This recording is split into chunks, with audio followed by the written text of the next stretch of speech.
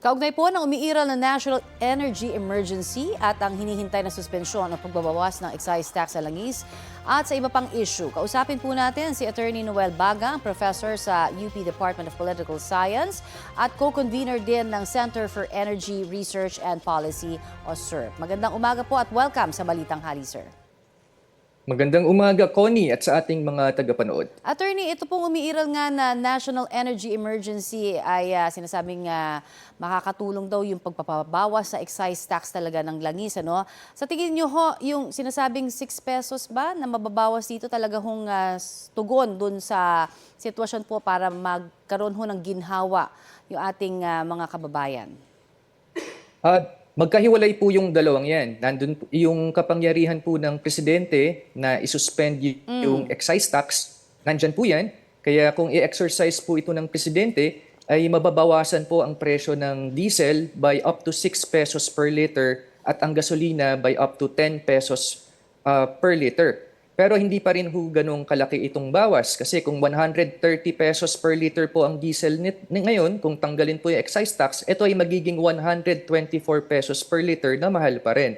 Eh yung pangalawang pinag-uusapan natin dito ay yung declaration ng national emergency ng presidente ng Pilipinas. So dahil dito, dumami na po ang pwedeng gawin ng presidente. Kasama po dito ang kapangyarihan niya sa Price Act. So sana po, dapat gamitin po ng Presidente ang kanyang kapangyarihan sa Price Act as amended by Republic Act 10623. Nakasaad po dito na upon declaration of a state of national emergency, pwede hong i-deklara ng Presidente ang oil as a prime commodity at mag-impose po siya ng price controls o price ceiling sa presyo ng oil. Yun po ang una niyang pwedeng gawin. Pangalawa po, dahil na rin dito sa Price Act, pag-impose po ng price controls, pwede rin pong i-require ng Presidente ang gasoline stations na magbigay po ang gasoline stations nationwide ng discount sa lahat po ng pampublikong bus at jeep. Para naman ho makatulong ito sa mga jeepney at bus driver po natin. At pangatlo po, yung government-owned PNOC, sila po ay nag-i-import na ng langis. Dapat po sana, pwede rin gamitin, dapat ponduhan po yung PNOC, gamitin yung emergency funds para ponduhan ng PNOC para po mag-set up na ang PNOC ng mga gasoline stations at magbenta po ng oil sa mga pampublikong pampublikong jeep at buses at subsidized prices. Nasa kapangyarihan po ito ng PNOC, nasa Presidential Decree number 334 na ang government-owned PNOC ay kaya pong mag-import at magbenta ng oil directly po sa taong bayan. Okay. May mga sabi na nakukulangan sila dun sa excise tax lamang. Sa tingin nyo, practical ba na pati ho yung VAT palawigin na rin para syempre makatulong palaro excise tax and VAT na rin? Opo, dapat pong gawin din yan. Dapat po magawa na yan na matanggal na yung excise tax at VAT. Ngunit nga po, ito po ay maliliit lang po yung impact nitong mga ito. Kasi maliit lang po yung mababawas nito sa presyo ng diesel at ng gasoline habang patuloy na umaakyat po ang presyo ng oil. Kaya ang kailangan po talaga natin dito ay price controls at discount. Okay. Pero ito hong pagbibigay ng tulong ng Russia, aasahan ho ba natin kaya ito? Talagang malaking tulong ho rin ba ito sa ating source ng oil?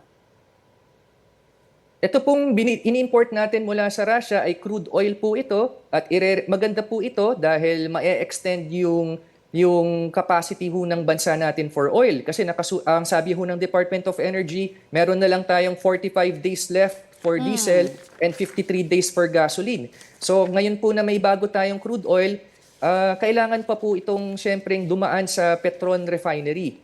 Isa na lang po kasi yung ating refinery. Ang tanong po dyan ay ano ho ba yung processing capacity nitong Petron Refinery, ano ang kanilang processing schedule. Kaya ito po yung mga issue na yan.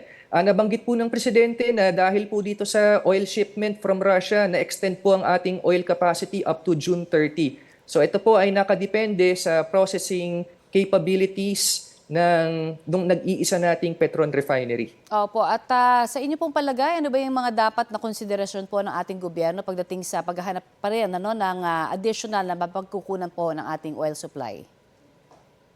Kailangan ho na aggressively na maghanap pa ng oil supply ang gobyerno. Kailangan mamuno dito ang Philippine National Oil Company. Again, na maghanap ng bumili ng gamitin yung National Emergency Funds na bumili ng oil mula sa abroad at ibenta ho sa taong bayan at subsidized prices. Sa long term, sa panghinaharap, kailangan po ang PNOC ay mag-establish ho ng Strategic Petroleum Reserve. Ito po ay long-term na oil stockpile para po kung panahon ng krisis, pwede po itong ibenta ng PNOC sa taong bayan. Pangalawa, kailangan po natin ng oil refineries, mas maraming oil refineries. At dapat po, yung isa sa mga oil refineries dito must be government-owned.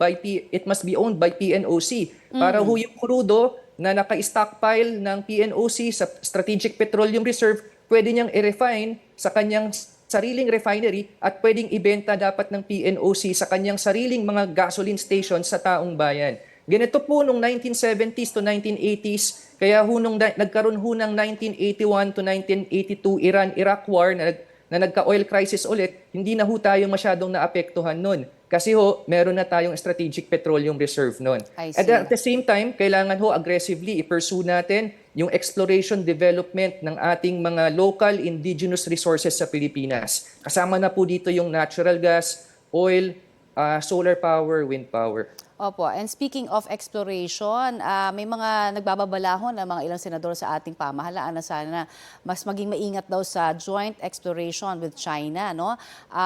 Sa tingin niyo ho ba ito'y something logical at this point na gawin given na 2023 pinawalang bisa nga ho ng Korte Suprema ang Joint Maritime Seismic Undertaking ng Pilipinas at China at Vietnam dahil unconstitutional daw na may wholly foreign-owned company na makilahok sa oil exploration, sir? Ito po ay sa panghinaharap pa kasi syempre ho kung magkaroon man ng agreement, later on pa to, it will take years. Pero this is a possibility. Maganda naman pong nag-uusap ang Pilipinas at China at maganda, pwede din naman po na magkaroon ng joint exploration agreement as long as ito ay sumusunod sa ating konstitusyon. Pwede pong magkaroon din ng joint production agreement between Philippines and China basta dapat ito ay sumusunod sa ating konstitusyon at doon sa 2016 UN arbitral ruling na ito po, itong West Philippine Sea ay nasa teritoryo po ng Pilipinas. So pwede naman pong mag-production sharing agreement basta po halinsunod sa ating konstitusyon. Just to take note, sa ibang bansa po, yung Norway, Sweden, meron din po silang conflict dati, offshore oil field. Nagkasundo rin naman po sila na halinsunod sa kanilang mga konstitusyon. I see. At sa tingin niyo ho, may maitutulong pa ba sa Pilipinas? Ito pong Malampaya? Meron po, kasi may mga bagong findings naman po. Yung Malampaya East, nahanap po last year and na-extend po ang life ng Malampaya from 2025 to 2030. Maganda po ito. May bago po tayong finding nung Camago Natural Gas Find. Bago na naman po ito.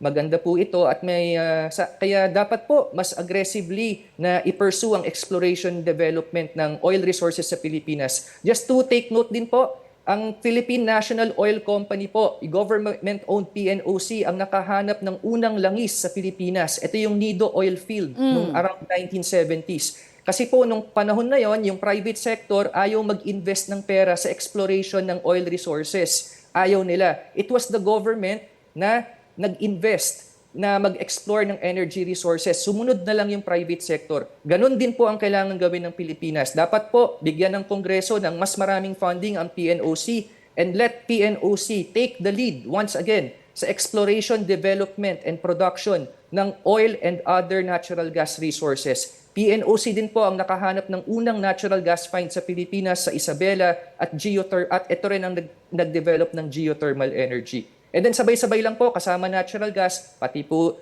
geothermal, hydropower, solar power. Attorney Noel Baga, maraming salamat po sa inyong binigay sa aming oras dito sa Balitang Hali. Maraming salamat po sa pag-imbita sa akin at sa Center for Energy Research and Policy. Maraming salamat po, Attorney Noel Baga ng Center for Energy Research and Policy.